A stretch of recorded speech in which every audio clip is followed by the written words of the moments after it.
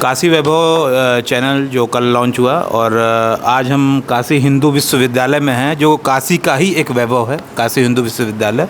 और हमारे साथ प्रोफेसर MP अहिरवार जी हैं, जो कि अब पुरातत्व विभाग के और प्राचीनतम इतिहास के अब विभागाध्यक्ष बन चुके हैं। ये लड़ाई उनकी लगातार जारी थी और लगातार उन्होंने इसके लिए आंदोलन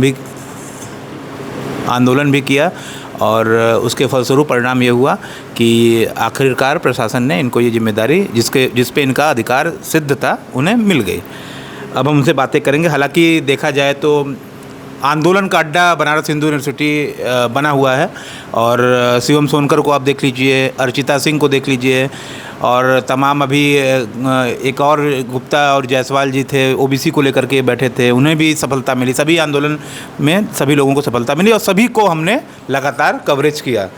तो अब काशी वैभव एक नया प्लेटफॉर्म इसलिए हमने चुना क्योंकि अब खबरें काशी में कुछ ज़्यादा ही आती जा रही हैं और बनारस हिंदू यूनिवर्सिटी में प्रशासन की, विभागों की मनमानी आगे चल के रुकने वाली नहीं है, तो हमें नया चैनल बनाना ही पड़ा।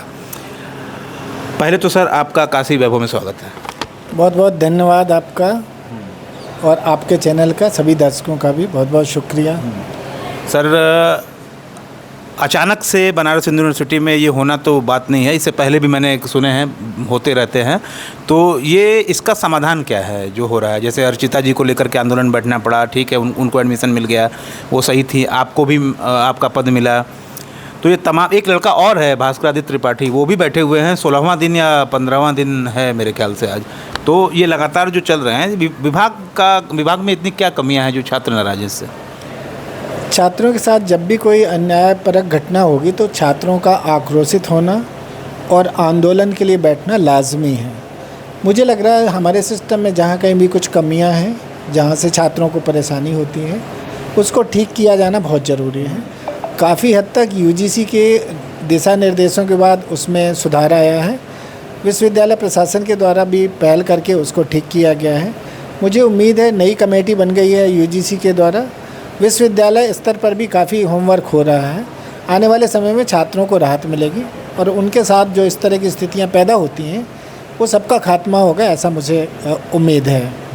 काशी हिंदू विश्वविद्यालय की बात होगी। काशी वैभव में अगर हम बात करें तो काशी की कुछ समस्याओं के बारे में सर बताया, जिस पे आप हमारे चैनल के माध्यम से बताना चाहें। ऐसी कोई समस्या काशी में? काशी में बहुत सारी समस्याएँ हैं। काशी में मैं एक लंबे समय से मैं यहाँ रह रहा हूँ, पिछले 29 सालों में। थोड़ा बहुत जो परिवर्तन हुआ है मुझे लग रहा है वो नाकाफ़ी है।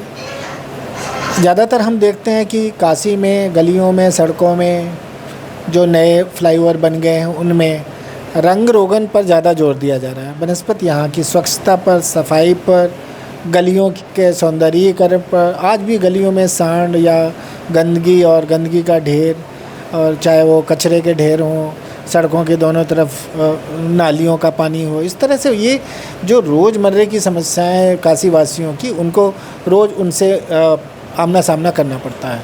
तो मुझे लग रहा है कि एक व्यापक और आमूलचूल सुधार की ज़रूरत है। शिक्षा को लेकर के भी, स्वास्थ्य को लेकर के भी। बहुत सारे ऐसे नगर और उसके आसपास के विद्यालय हैं जहाँ पर इंफ्रास्ट्रक्चर की कमी है। कहने को तो शहर के विद्यालय हैं, शहर में जो नगर निगम से के अंतर्गत संचालित जो बेसिक प्राथमिक विद्यालय हैं वहाँ की हालत बहुत ख़राब है। वहाँ पर शिक्षकों के बैठने का या छात्रों के बैठने के लिए जो ज़रूरी सुविधाएं हैं वो नहीं हैं। तो मुझे लग रहा है कि स्वास्थ्य को लेकर के भी हम देखते हैं कि यहाँ बड़े हॉस्पिटल हैं, BHU एक बहुत बड़ा हॉस्पिटल है, लेकिन जो जिला अस्पताल हैं, ब्लॉक स्तर पर जो प्राइमरी हेल्थ सेंटर हैं, उनमें भी बहुत कुछ किया जाना बाकी है। क्योंकि एक ही हॉस्पिटल है, वो पूरा पूर्वांचल को संभालता है, ना केवल पूर्वांचल बल्कि बिहार, झारखंड और मध्य प्रदेश के मरीज़ भी यहाँ पर आते हैं। तो BHU का अपना हॉस्पिटल नाकाफ़ी है। यदि ये जो सरकारी हॉस्पिटल हैं, उत्तर प्रदेश सरकार के द्वारा संचालित हैं, उनको भी ठीक किया जाए तो हम स्वास्थ्य की समस्याओं का समाधान कर सकते हैं। प्राइवेट हॉस्पिटल भी बहुत ज़्यादा है। प्राइवेट हॉस्पिटल भी बहुत ज़्यादा हैं, इसलिए क्योंकि सरकारी हॉस्पिटलों की हालत खस्ता है। वहाँ डॉक्टर कभी नहीं बैठते हैं, दवाइयों की कमी है, या और जो सपोर्टिंग स्टाफ है वहाँ नहीं है, ऑपरेशन की सुविधाएं नहीं हैं। छोटी छोटी चीज़ें जो हॉस्पिटल की मूलभूत ज़रूरतें हैं उससे भी अस्पताल हमारे जूझ रहे हैं।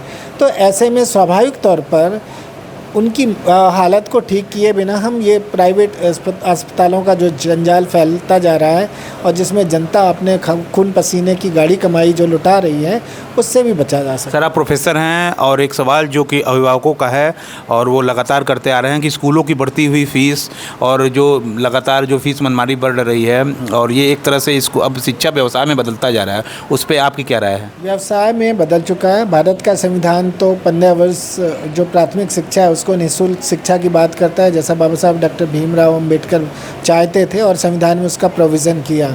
लेकिन वो कहने को है प्राइवेट स्कूल में नियम तो है कि 25% गरीब बच्चों को दाखिला करेंगे, लेकिन कोई भी प्राइवेट स्कूल गरीब बच्चों का दाखिला कर रहा है क्या? नहीं कर रहा है। तो वो शोषण का अड्डा बने हुए हैं। सरकार की तरफ से कोई ऐसा मैकेनिज़्म नहीं बना हुआ है कि उनके फ़ीस पर या हर साल जो फ़ीस बढ़ाते हैं या कापी किताबों का व्यापार करते हैं, जूते मोजे और बेल्ट भी वहाँ से बेचा जाता है, तो उस पर अंकुश लगाने का कोई मैकेनिज़्म सरकार के पास नहीं है। इसलिए जनता का शोषण होता रहता है। किताबें बदलती रहती हैं, इससे फ़ी रेगुलेशन एक्ट 2018 जो कहता है कि आप फ़ीस जो है 2000 से ऊपर नहीं ले सकते, ऐसा कुछ है। तो अभी तक तो इस पे लगता है काम हो ही नहीं रहा है। केवल फ़ीस का मसला नहीं है, ये रेगुलेशन एक्ट है, बहुत सारी चीज़ें बताता है।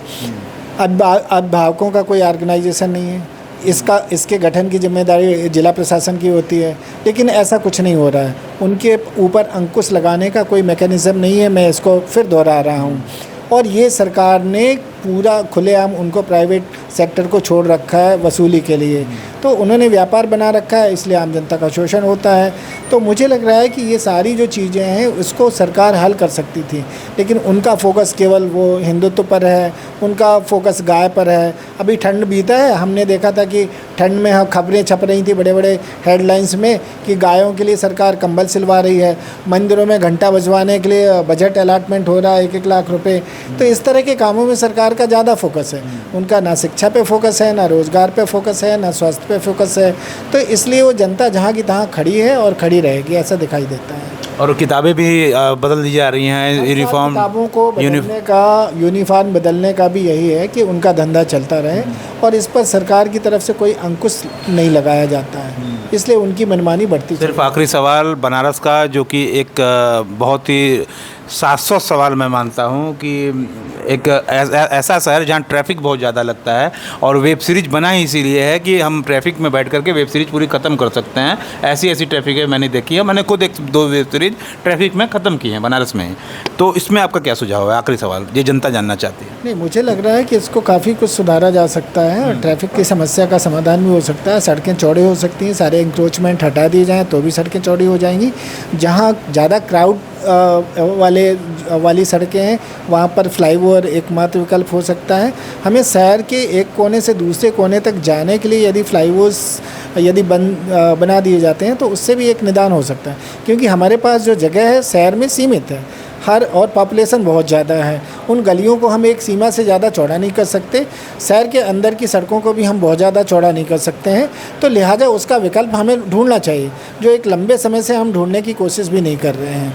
तो मुझे लग रहा है बाहर हमने हाईवे बना दिए, रिंग रोड बना दिए, सब कर दिया, लेकिन शहर में क्या किया जाना चाहिए इसका कोई प्लान ही नहीं बन पा रहा है। तो मुझे लग रहा है उसका समाधान भी किया जाना चाहिए और उसके अंडरग्राउंड सड़कें या फिर आप मेट्रो का इस्तेमाल कर सकते हैं, बना सकते हैं, या तो फिर फ्लाईओवर्स के माध्यम से हम जो सड़कों की भीड़ है उसको कम कर सकते हैं। आखिरी में सर